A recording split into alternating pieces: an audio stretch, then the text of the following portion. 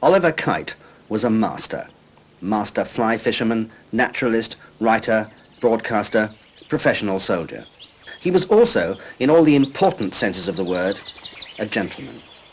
His untimely death in June 1968, when he was only 47 and in the prime of his life, came as a profound shock to the millions who looked forward to his weekly television programs about his fishing experiences and his beloved countryside.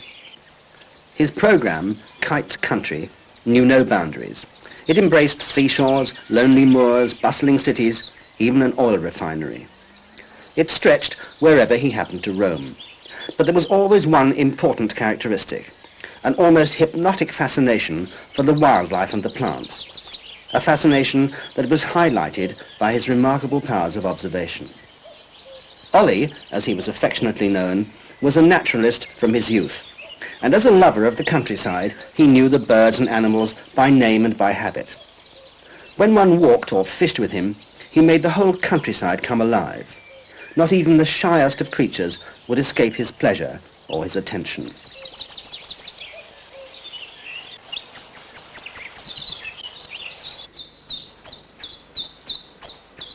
His keen blue eyes, that had once looked for Japs in the Burma jungle, could equally seek out the trout that lay hiding amongst the weed bars.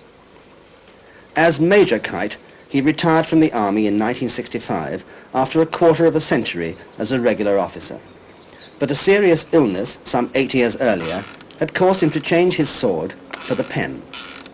For the army, he rewrote the infantry manuals. He also became a prolific and popular writer in leading fishing and country magazines. He was an authority on dry fly and nymph fishing, and was acknowledged as such by notable fishermen throughout the world. Watch now as he takes one of his last trout from this delightful stretch of chalk stream, the top of the Test, his Rolls-Royce River, as he called it.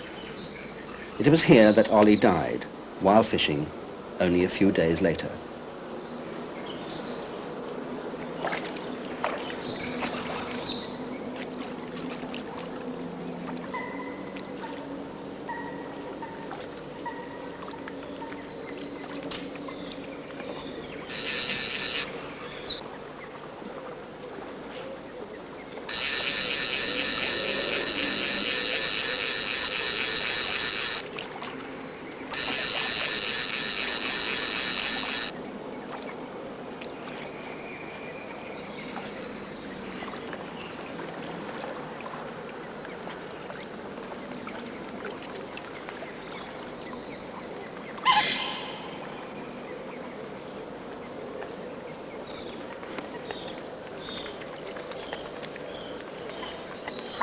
Ollie enjoyed not only his fishing, but also his surroundings, the wildlife, the plants and the scenery.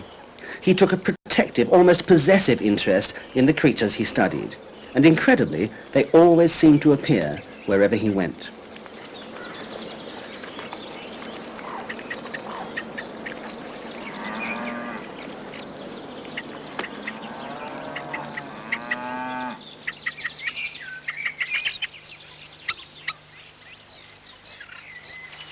He made more than 200 appearances on television, and his gentle voice and deep knowledge of the countryside endeared him to millions of viewers in the south of England.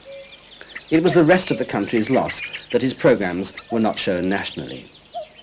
One viewer wrote to him that he regretted that in a few weeks he would be leaving the area and would not be able to see many more of Ollie's programs.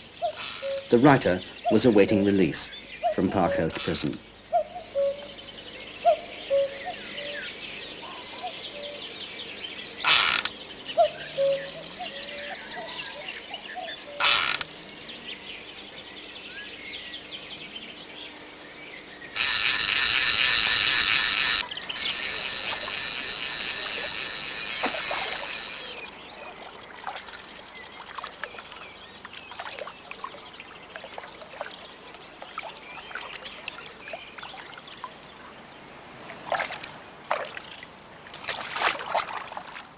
Some excerpts from his programs have survived, and although back in the 60s television was still in black and white, Ollie's inspired descriptions added their own special kind of luster.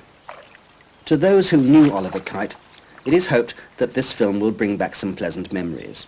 and to those who did not, may it surprise and delight them.